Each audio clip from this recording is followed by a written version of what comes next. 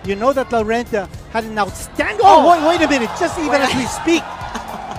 Christian Pete Laurente, boksingerong tubong General Santos City na nasa ilalim ng MP o Manny Pacquiao Promotion na ngayon po ay lumalaban sa Super Featherweight Division.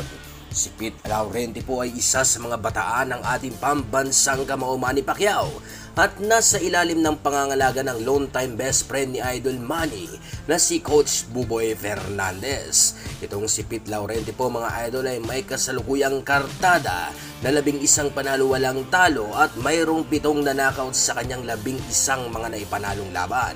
Isa po sa mga top prospect itong si Pete Laurente na ngayon ay inaabangan na mapalaban sa mga mabibigat na kalaban. Ngayon ay atin pong saglit balikan ang laban ng ating kababayan ng makalaban ito, ang kapwa nating Pinoy na si Christian Gaballeron, na kung saan ay nagtapos ang kanilang laban sa loob lamang ng 15 segundo ng round 1 at 2 suntok lang po ang pinakawalan nitong si Laurente para tapusin ang kanyang kalaban.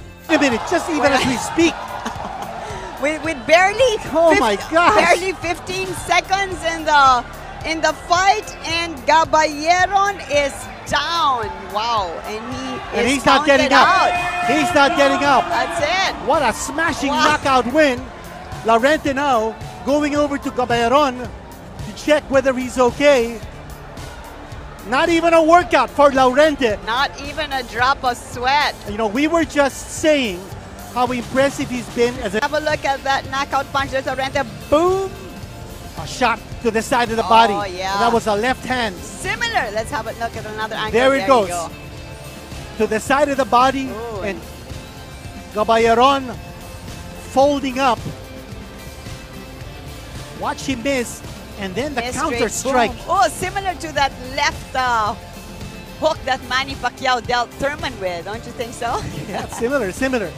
But you Pagkatapos niyan ay nakaharap naman itong si Pete Laurente, itong si Kim Lindog. Pero katulad ng inaasahan, ay nagpakita muli ng lakas itong si Laurente para ang kalaban ay hindi magtagal sa laban.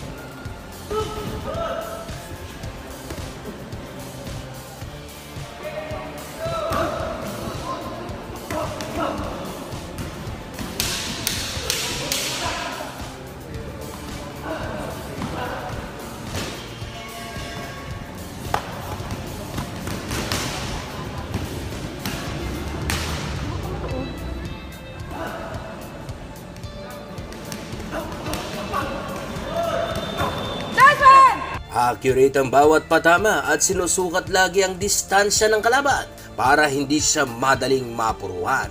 At mga pahugot na body shot ay lubhang napakadelikado kung ito ay tatama. Itong naging dahilan para itong si Lindog ay bumagsak sa round 3 at hindi na magawang makabangon pa.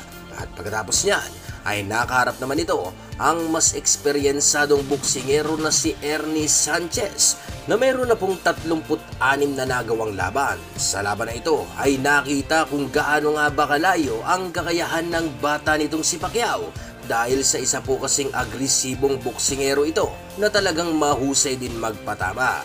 At may diin po ang bawat suntok na lubos pong nagpapahirap sa mga kalaban.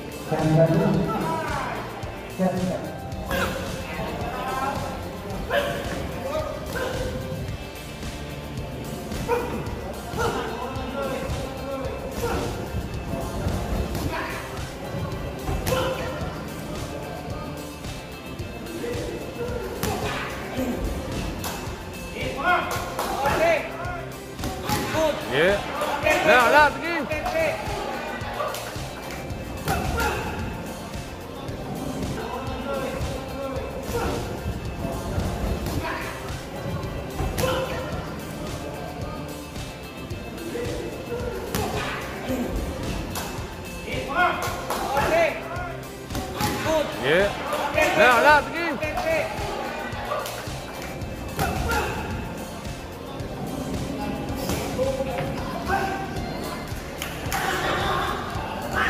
Nice!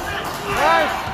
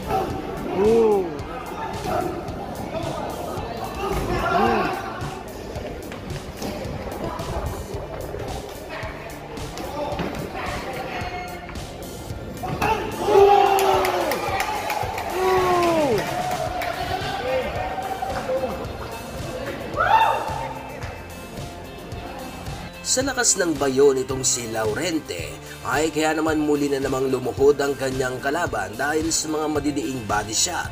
Malaki ang potensyal ng ating kababayan na balang araw ay maging isa sa mga boksingero na ating pakakaabangan na lalaban sa labas ng ating bansa. Kaya naman ano sa tingin nyo mga idol? May chance nga ba itong si Pete Laurente na maging isang ganap na world champion sa hinaharap? Uy!